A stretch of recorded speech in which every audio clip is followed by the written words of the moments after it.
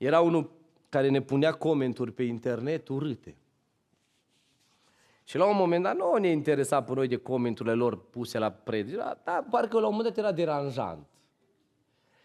De pe mai multe conturi scria, ne dădeam seama că e acela, că tot la fel de agramat scria, tot la fel de rău scria, ne dădeam seama că e cam tot ăla la mijloc, dar nu știam cine-i. Toată lumea întreabă, nu știi cine e ăla care ne tot terfelește pe internet? Dă-l încolo, ziceam noi, dar parcă cumva așa ne râcea, cine e ăla, să-i zicem, oprește, nu ne cunoști, și știi tu, scria de noi verzi, niște prostii, Doamne. Tot miram, ce imaginație are ăla, de unde le inventează. Și noi tot, nu știi cine, nu știu, nu știi cine, nu știu. Și într-o zi eu plec în Irlanda.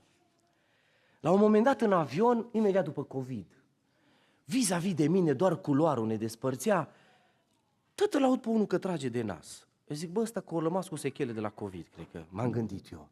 Tot trăgea din nas. Eu mi-am scos tableta, o carte, am pus să citesc. La un moment dat zice, așa pe o voce plângăcioasă, frate Aline, opa, ăsta e de-a nostru. Mă întorc, da. Frate Aline, zic, ești de-a nostru, No, te rog să mă ierți. Deja avionul urca, deja au luat altitudine mare. Te rog să mă ierți. Dar nu l-am văzut în viața vieții mele, nu știam cine-i.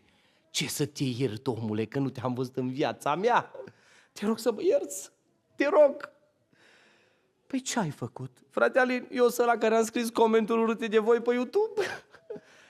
Vă imaginați că primul meu gând, Domnul să mi-l ierte, a fost, Doamne, ce bine că la înălțime mare, ai scăpat.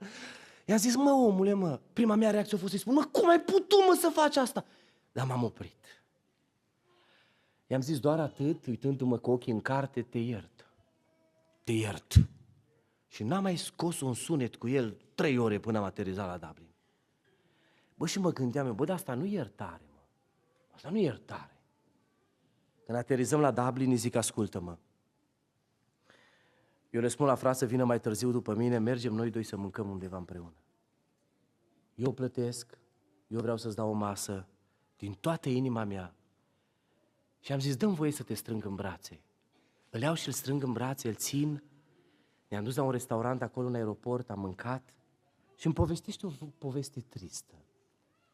Și spune, frate Alin, eu am crescut la casa de copii. Mi-a arătat limba lui mușcat, o zis, când aveam 13 ani, un băiat mai mare m-a pus să-mi bag limba între dinți și mi-a dat un cot în barbă. O zis, când ne băgam să facem duș, intrau peste noi și când eram uz, ne loveau cu joarda. O zis, m-au băgat deseori într-un dulap din lemn și îi dădeau drumul cu mine pe scări doar să-și bată joc. O zis, frate Alin, eu n-am avut parte de dragoste. În frustrarea mea, așa mă delectam eu.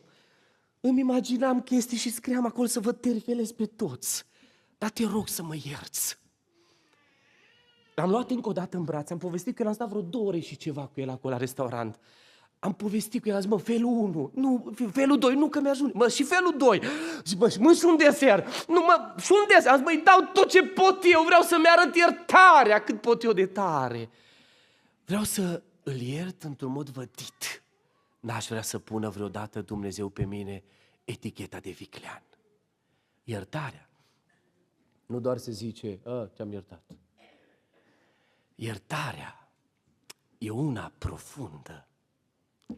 Când omul nu iartă, indiferent de ce ți-a făcut cineva, și când tu nu ierți, nu uita, ești un șarlatan, un viclean. Nu, așa se vede din cer. Nu imaginați-vă, vine un frate și mă jignește și zice, ești, nu știu, zice versuri uscate. Și eu la un moment dat, dacă m-am întors din fața acelui om, să-i zic, nu mai vreau să-l văd în viața vieții mele, din cer se strigă, mai scrieți o etichetă de viclean, puneți-o pe Nemeș. E simplu. Pentru că Biblia arată cât se poate de clar, ție ți s-a iertat mult.